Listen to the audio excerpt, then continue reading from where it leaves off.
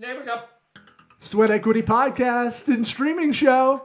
Money now. Ooh, I played footsie with you. Sorry. Money now. Hey, Charge June for that. If you're in the Tampa area, June 28th and 30th. Oh, we're gonna promote this every time. Every time, buddy. Okay. It's all about promo. Gotta fill it up, gotta sell it out, gotta get more shows. It never stops. What? At the Gimmick, filming a comedy special. You are opening and directing. Now I'm opening.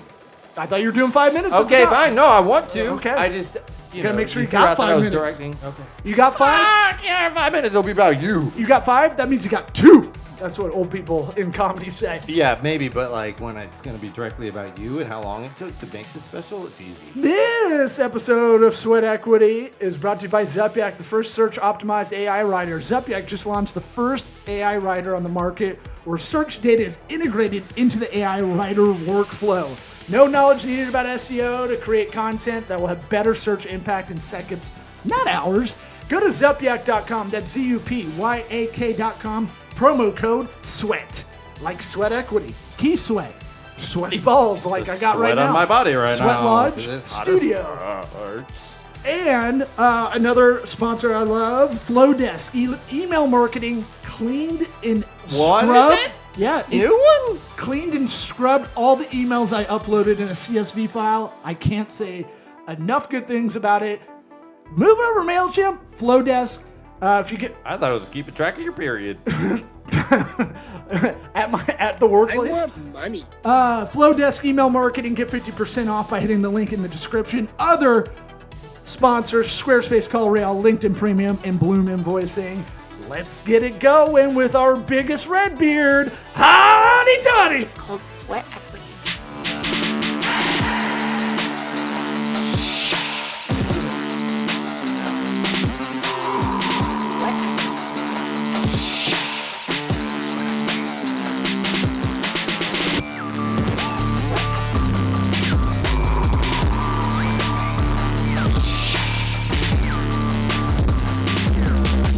You are listening to the Sweat Equity Podcast. Pretty cool. That's annoying. Chinese. What? They're Chinese, aren't they? Who? Zoom. Oh. Probably. Leaving that in. Hey guys, What's up? not much. Yeah, I went to log in and it asked for a code, wouldn't let me in. We were just talking about it. He's got to pay his Zoom. Zoom wants me to pay annually again. I think I was going to do monthly until we find some way else to do this guest kind of broadcast, because you got to pay like through the nose to get it in 1080, and it's kind of ridiculous. And Have you checked out Riverside? That's what I use. we tried it once. There's something I didn't like about it. I can't remember. The thing you're not thinking about, though, is that webcam is not 1080. What is it? 720p. Yeah, but you can get a $30 webcam extension, right? I have one laying around here, Right. but So that's not a Yeah, problem. that's what I use. I'm just I saying. just bought a cheap webcam to go 1080. Yeah, the 4K ones are like $30 now. Yeah. When you get all this, you need to do it right. Right. Yeah. No, we'll Yep. we'll do what we do in post, make you look even better.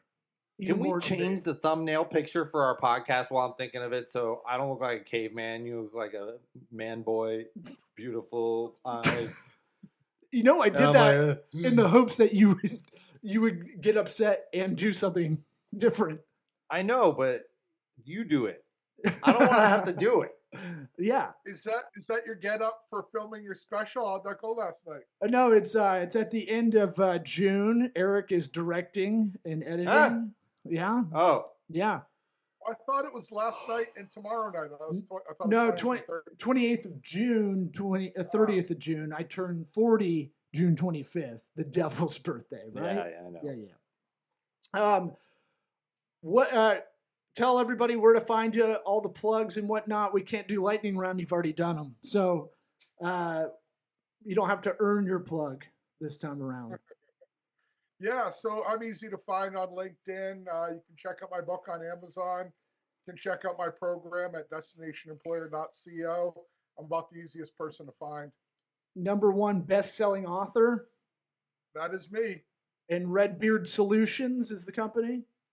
Indeed, it is. What's on your mind this time around? Because we really only talked about, we touched on management and recruiting. We touched on the recruiting funnel a bit last time you were on, but I feel like there was a lot more to kind of get to, especially with your destination employer book. I'm sure there's a lot more chapters you want to discuss.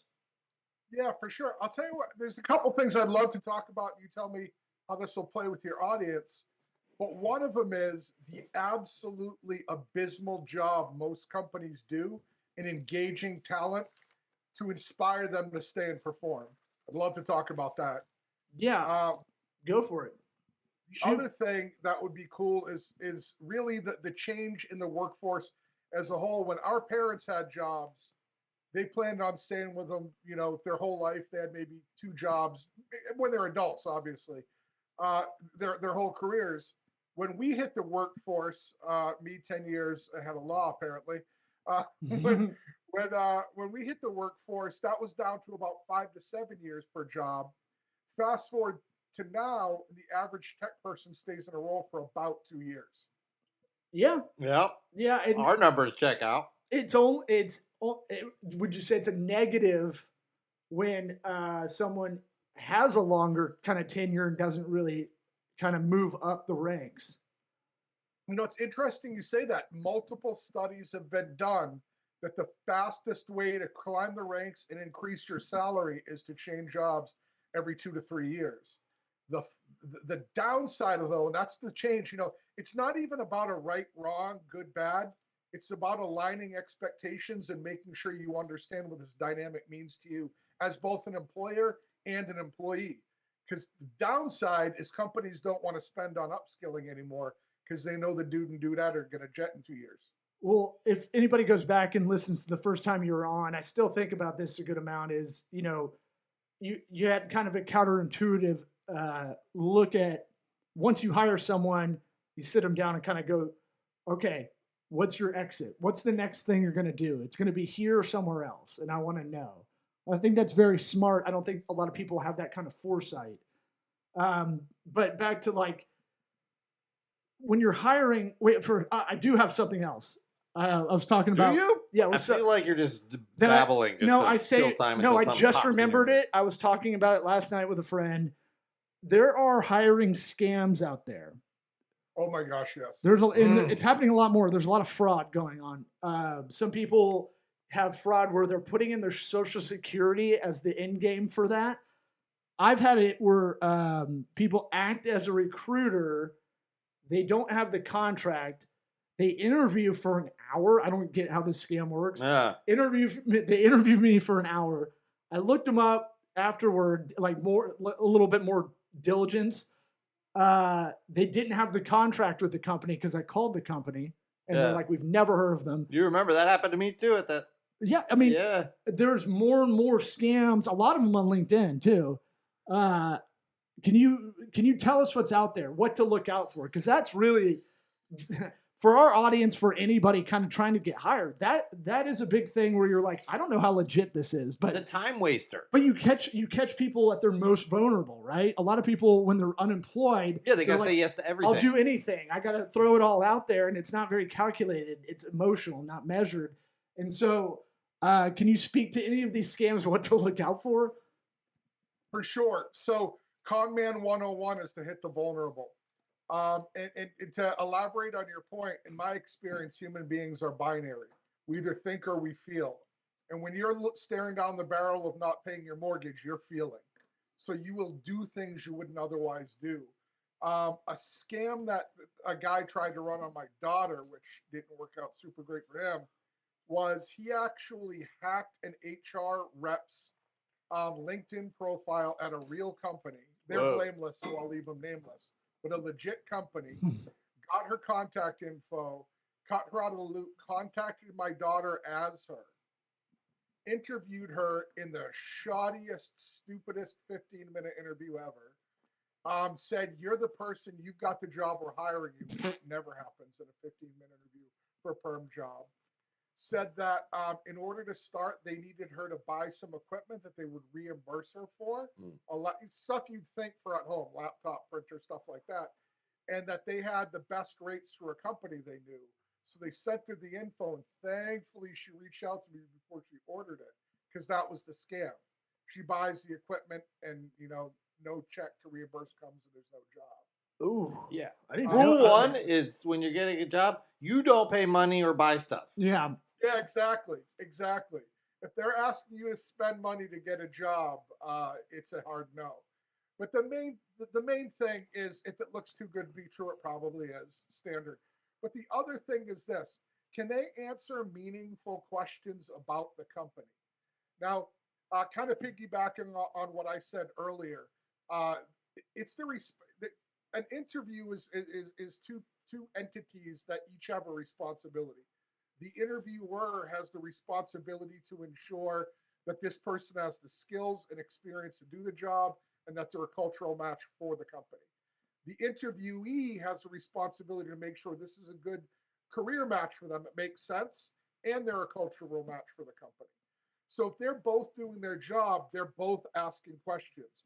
If an interview feels like an interrogation, it's a garbage interview. So I say all this to say, when you're talking to that person, if they can speak about the job, about the role, about the company, it's probably real. Yeah, it's. I always think about it. Their first dates, really. It's that's a great example. You're Yeah. sniffing each other out. You do the greatest hits. Yeah, yeah. Oh, these pants are really tight because my bulge is so big. You know who your dad is? Yeah, those. Am I gonna have to deal with any dad issues down the line? Right. That works for a job interview or a date. Yeah. Yeah, that one applies to both. For sure. Yeah. I mean, I don't want women getting some ditzy broads getting hysterical on me. Yeah. Take a chill pill, will you? But I mean, it does feel like that all the time. You're basically meeting up with someone. Usually, if you know them, it's probably not that well, and you're trying to ask each other questions. I remember when I was younger, kind of interviewing for right out of college, I'm interviewing for jobs, and it was a lot of me not asking questions and realizing that, the third time I was like, oh, I got to come in with some stuff. Like, I can't just limp into this. Yeah. I can't go, here's my resume. That's part of the interview. Well, he didn't ask any of his own questions. Well, I had answers prepared, right? It was like, tell a story that shows how you overcome a hurdle kind of thing when they ask a question, all that. Yeah. How you had a success or a win in the face of adversity. Try to tell some kind of stories that way so they show your character. But I didn't have any questions of my own. And then I was like, right. Yeah. Because if you went on a first date, and I've been on plenty where they thought I was going to entertain them because I'm a comic. And I was like, this has to be ping pong. It has to be back and forth. Entertain me too. Yeah. I'm not on. Like right now, not funny. But, tell me about it. And on stage, not so much either. Yeah. Yeah. So I'll piggyback on what you said. So when you're preparing for an interview, you want to do some basic website search. You want to peep the person on LinkedIn a little bit, learn a little bit about them. But a great rule of thumb is this: they ask you a question, say a technical or experiential question. If you're confident that you know what they're looking for, because that's another thing to understand. Most hiring managers who interview aren't skilled interviewers. They might interview 10 or 15 times a year. It's just a small portion of what they do. A professional recruiter, obviously, is a different thing. But when they ask you a question, if it's overly general, give them a positive general answer and reply, then ask a narrowing question back. So if they ask something super general, like, do you know how to use Microsoft Office? Well, they probably want to know more than that. And probably they're thinking there's only one right answer, but there's a billion. So you could say something like, yeah, I know how to use Microsoft Office. How would I use it here? Or what particular tools in that package would I use here? And that forces them to give you a more narrow answer. And then you can elaborate on that. And then you ask something like, is that the way we would do it here?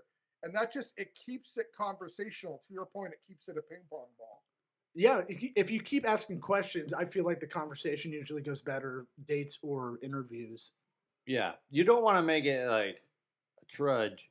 you don't want to make it feel like that, But And also, then I feel like an interviewer comes out of it being like, that was easy. And to them, that's like, oh, I could work with that person. Our interview, we took an hour and it went by so quick and, blah, blah, blah, sort of thing where it's like keeping it conversational can help with that. and also, like, if you don't know Microsoft Office, like, you can be like, it basically, you're asking a question of like, how would we use that here? And then if you got the job, you'd be like, okay, I gotta really get on How Excel. do I use this? I gotta really get my VLOOKUP formulas going. Yeah, and there's a couple important things there. That's a little bit of a Jedi mind trick. How would we use it here? You're getting that person and vision you worked in there. The second part is every single interview, regardless of who the person is, they're getting a vibe of whether they think they can work with you or not. So if you can talk with them and have a conversation, that immediately lets them know that you can. Yeah, don't make them feel awkward. I picture working with them is going to be awkward. I picture this with clients a lot of the time because it's kind of an interview process of sorts when you're doing prospective kind of meetings. And it's, 100%. Would they want to hang out? I ask the same question. If I had to be in a room late night with them eating Chinese food and working late, would that work? Do I foresee that? Could we make a working relationship like that? I don't think that applies as much. It's colorful. I'm just saying, like, you can overlook a lot of it's a very fucking shitty people as clients, right? That you don't gotta. I'm just saying, like, all the time. Part of getting hired is a friendliness or ability to, and it shouldn't be, but it is. The ability to kind of be affable and be able to hang out with that or be around that person. You might not love talking to I don't them. need the person to become my soulmate, but I want to know that at the end of that hypothetical night, I'm not going to drive the chopsticks through his eye. Yeah. So 100% yes. And I would disagree slightly and say part of it is being able to be a little bit affable. If we can't interact, what a miserable experience that would be. Sure, Suck on that, bro. Oh, was that me? What did I say? I didn't say that. I don't remember. I mean, no, I agree totally. What? Rewind that. I don't remember what I said. That's a flame shift go on right there. Yeah. That's 101 stuff. But the thing to remember too, because the length of employment is dropping so much, because the mindset is almost becoming long-term partners versus employer and employee, more of the responsibility, and this is what I was talking about earlier, it's less about good, bad, more about how it works for you. More of the responsibility falls on the candidate to figure out if this makes sense. They need to understand, does this legitimately represent a progression in my career? Because I'm only going to be there 2 years. Can I accomplish enough there? Yeah, and I think back to the vulnerability, I think a lot of people go in nervous because they need the gig. And for sure. And that you kind of act irrationally. You can't go like, because what happens when you're unemployed for long enough, but you have skill set to work in a lot of places, there's just you're not getting a lot of interviews. It's one of those things where you start like devaluing yourself a lot, and then you come in very insecure. Yeah, you fuck fat chick. It's very similar to sales. The more you need the sale, the harder it is to close. Right, and the more eagerness or like kind of old Gil needs a sale from The Simpsons, or what is it? That was enough. Coffees for closers. Okay, you know what I'm saying. Glenn Gerry, Glenn Ross. Yeah, yeah, that's the thing. You don't love the irony of all the famous sales movies is they pretty universally represent horrible salespeople. Great salespeople, the person who they're selling to, that person feels guided to a decision they wanted to make. Bad salespeople, the person feels pushed or manipulated. So a good sales movie, Passion of the Christ. Yes. Interesting. Maybe the ultimate salesman. Yes. Who knows? And everyone's selling him. Pontius Pilate. Yeah, pyramid scheme. Yeah. So trickled down. All right, we derailed from where you were going originally. And now I can't even remember because I'm thinking of Jesus. Yeah, you brought it up. I don't know why you bring it up. Why would you bring it up? I'd argue that we just looking from the candidate perspective, but talking about that shorter period of time and how it transitions the relationship. The thing to remember again, I was talking to this woman named Grace McCarrick. She's called the culture coach. And we're talking about, for the first time in the history of the United States, 5 generations are actively in the workforce. Boomers, Gen X, Millennials, Gen Z, and now Gen A. Yep. So you've got 5 different generations. The boomers still remember a time when, again, they were going to be in a job for 10 to 20 years. There's an expectation from that generation that an employer has some responsibility for their welfare. Gen A, they're practically all gig mindset because that's the world they grew up in. And there's a difference there in expectation and responsibility. Again, it's not as much a right-wrong thing. It's a reality of the marketplace. So for that boomer or that older Gen X like myself, them looking at an employer and expecting something other than the next paycheck is probably a bad mindset. Whereas that Gen A person realizes that, again, they're there until their mission and values no longer align with that company. And again, that's typically about 2 years. Yeah, the market will demand, and if you don't realize it, you have bad expectations of what's going to happen. I mean, I think the gig mindset in terms of like happiness or just fulfillment or like lack of disappointment. Like if you're just used to being like, hey, this is what I'm doing now. Maybe it'll stay, maybe it won't. When a layoff comes out of nowhere, it doesn't completely devastate you as it would the older generation.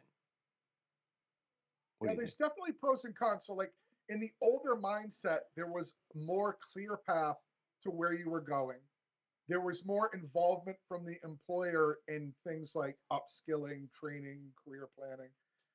And there was a lot more expectation of responsibility on the part of the employer. Today, it's in your hands. So when you're picking your next path, you have to make sure it makes sense. When an opportunity comes to upskill, you need to take it, and you're probably paying for it yourself. And you need to include that so that next time you get enough more than the prior gig that it makes up for that difference. And again, it's not a good bad. It's just adapting the reality of the marketplace. So like on the flip side, do you see more, or I guess it would be less internal hire, like, moving up, or is it more like bringing people in from the outside because, they're only going to be here for 2 years. So why not Full-time, get the best person? Full-time in-house or contracted? Is that what you're kind of going? No, I'm just saying, like, when it comes to, like, do you see more, like, if there's an open position, say somebody took that next step up and there's an open position, is there more outside hiring going on now than compared to, like, inside promotion? It's still pretty mixed. I'll say this. Here's something interesting. I've always been an advocate, assuming you're not settling for lesser talent, to hire internally first. It's great for morale. It shows progression. But here's something to think about. Imagine for a minute that the CEO role becomes available in a mid to large size company. He retires, he quits, whatever, he dies, who cares? Mm-hmm. Not there anymore. So you take one of your executive VPs and you bump them up to CEO. Now you've got an EVP role open. So you bump a VP up to EVP role. Now you get a VP role open. So you bump a director up to that role. Before you realize it, you're 5 new people in new roles, whereas hiring an external CEO only changes 1 seat. That's a great point. That's something to keep in mind when you're doing internal promotion. Again, not a bad thing, but sometimes when you think it all the way through, it's a lot more instability than what you think. Yeah, no, that's a great point. Take that intern, make him or her the CEO. Right. Exactly. Then so maybe just for new position. Right. Well, you see them doing the intern job very well. They might as well be CEO. What about that kind of Dunning-Kruger effect with the generation?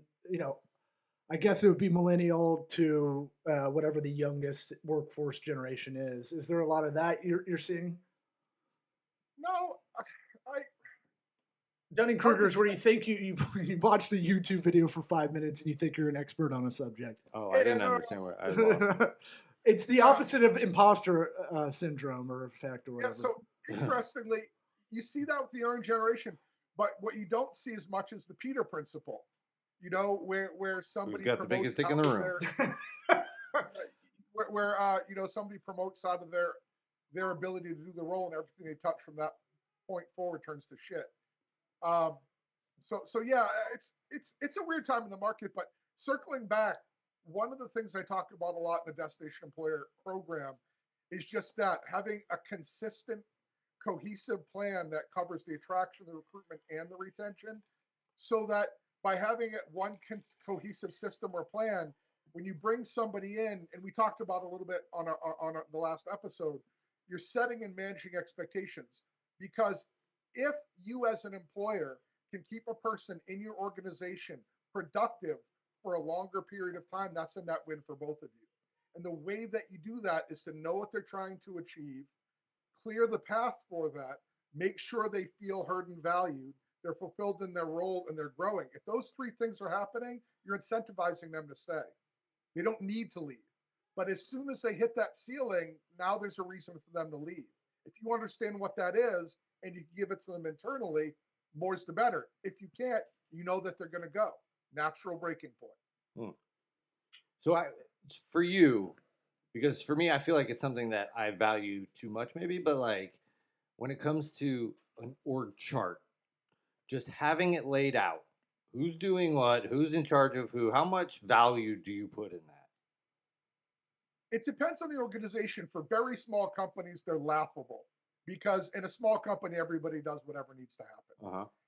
In larger organizations, as the value of generalists transitions to specialists, they become more valuable. Smaller orgs typically value generalists for what I just described. They can do whatever needs to happen.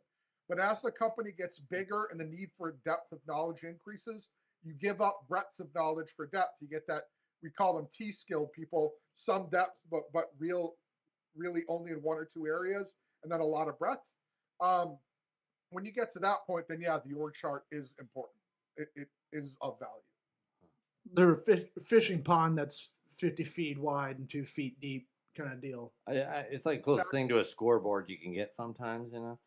Yeah. Back in the day when I was doing technology staffing, it was important for me to have incredible general knowledge, because we sold all kinds of technology staffing. So I might be talking to somebody about a cloud security. Well, that was before cloud security was the thing. A network security person in the morning. I might be talking about a software developer in the afternoon, and a project manager in the middle. So I need to be able to talk a little bit about it to everybody. But when I come back to the barn, I go to the recruiting pod that mastered that skill, and I get all the depth stuff from them. So that was beneficial in that type of a context. A player coach, to use a metaphor that's used often, I guess, around the recruiting side. You know, we need someone, when you get higher up, we need someone that's a generalist that has specialties as well, kind of thing. Yeah. Behind you, you talked about this last episode, but I kind of want to see if you have more on it. There's a flywheel behind you about change. And a guy with a knife. There is a knife behind me. Okay. Is there? Yeah, here's a fighting knife from when I was in the Marines. That's Wow, right within arm's reach. Yeah, man, I'd be playing with Just that the whole goes time. wrong, it's going to be a bad night for law. No, I'm no See, weapon. I saw the knife. I saw it with my eyes. Well, felt it. I see the flywheel behind you, and change is inevitable. It's one of those things where He's got a gun. I think to change behavior is the hardest thing, right? To change habits, to motivate. Your flywheel behind you about change management, I'm guessing, it just says change, but I'm going to put change management. It's learn, build, measure, and they all three kind of push each other. You don't know for sure it's build. Could be guild. Could be. Someone's been playing Wordle. It's a 5-letter guy. I think that's the only one. Ah, damn. But yeah, so I'm interested in flywheels as I've been reading about it lately, and it's kind of that thing of forward momentum. It can work the opposite way as well, but it depends which way you point the arrows. Right. So if you think about it like a spring, like a slinky, it can go up or it can go down, because one thing can push the other thing down, or it can push it up. So that's the flywheel kind of mentality. But really, people talk about it in forward momentum. Yeah, this one is tilted towards product development. So it's from software development, this particular one, but it works just as well in services. the build would change, but the concept is the same. It's all about iteration. So whether it's a product or service, you develop your product or service, you share it with the marketplace, they give you feedback. That's the learn part.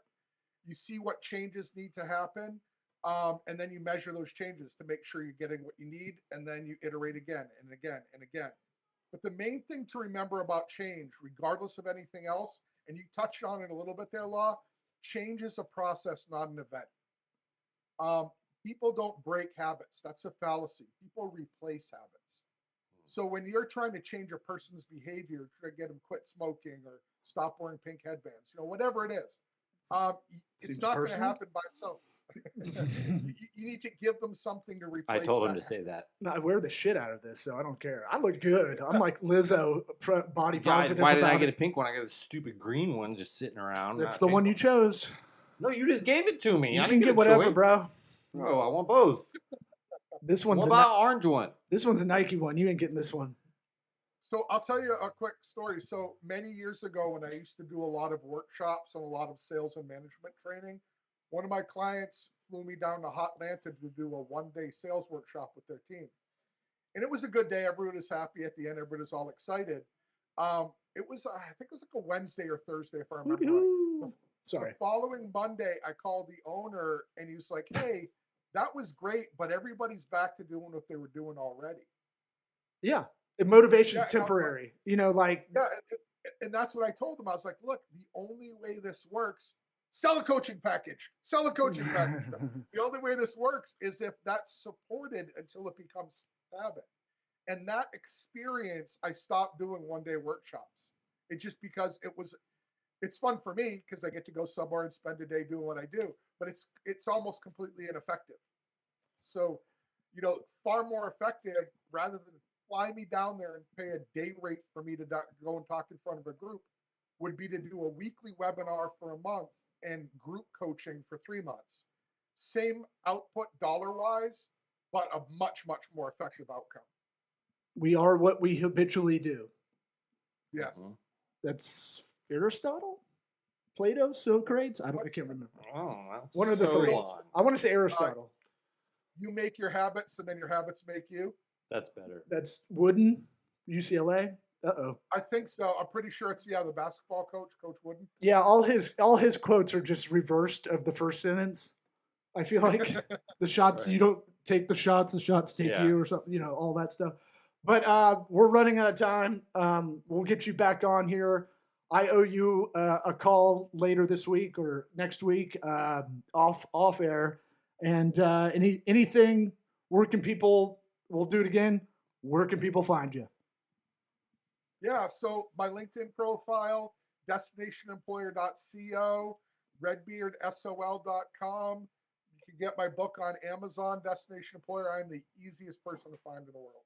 Yeah, you're one of the few people on LinkedIn messaging that I'm like, oh shit, I forgot. A lot of it's spam. Dude, it's so hard. No, dude, how many podcast Hello, promotion sir, you messages? want promote podcast? Yeah, you want podcast promotion? No, doctor, MD. Yeah. Why does Exactly. everybody's name who wants to promote my podcast start with MD Mohad Masign? Say more. Keep going. No. Yeah, keep going. I just don't, what is the medical treatment like Would you like a podcast? wherever they live? Would you like a And I'm not saying anything. Podcast promotion? I didn't bring anybody's race or nationality into this. I did. Yep. 70% of my LinkedIn messages are either AI generated or some VA. Yeah. Mm-hmm. Yep. Everyone claims I should be friends with them for some. I love the ones that people just.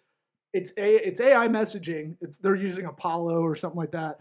But it's like I haven't replied to anything, and there's 17 messages like a stalker. Just bumping this to the top. You can stop bumping it. You don't have to keep bumping it to the top. It's not going to ever matter where it's bumped to. I'm not going to pay. Congrats on your new role, generic thank you. message. Yes. Thanks.